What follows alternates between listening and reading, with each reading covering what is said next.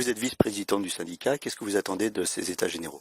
D'abord, j'attends de ces états généraux qu'ils deviennent une habitude des congrès parmi les autres.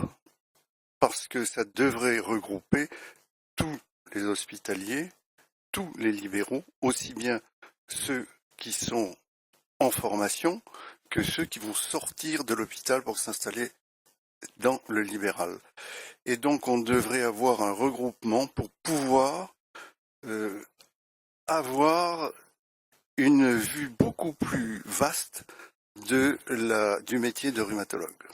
Une vue beaucoup plus vaste et aussi une vue beaucoup plus claire, parce que je vous ai entendu dire que parfois c'était formidablement compliqué, notamment les retraites, tout ça. Voilà, c'est exactement ce que je voulais dire. C'est très compliqué en ce qui concerne, par exemple, les retraites. Il faut vraiment s'accrocher pour pouvoir voir dans quelle catégorie on est, ce qu'on va pouvoir toucher au moment de la retraite, et ce qui est exclu et ce qui n'est pas exclu.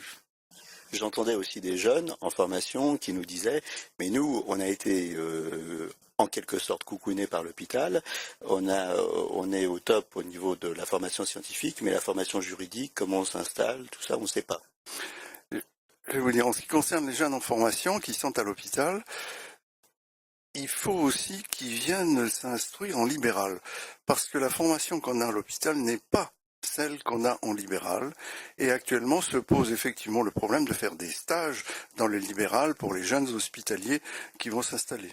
Donc l'objet des états généraux, c'est aussi faire se rencontrer et communiquer tout ce petit monde. Absolument, tout ce petit monde. D'ailleurs, je ne sais pas si vous avez remarqué, mais il y avait quand même beaucoup de chefs de service, des patrons hospitaliers qui sont venus quand même écouter ce qui était dit et donner leur point de vue. Et je pense que la connexion hôpital-ville, c'est quelque chose qui va forcément se développer.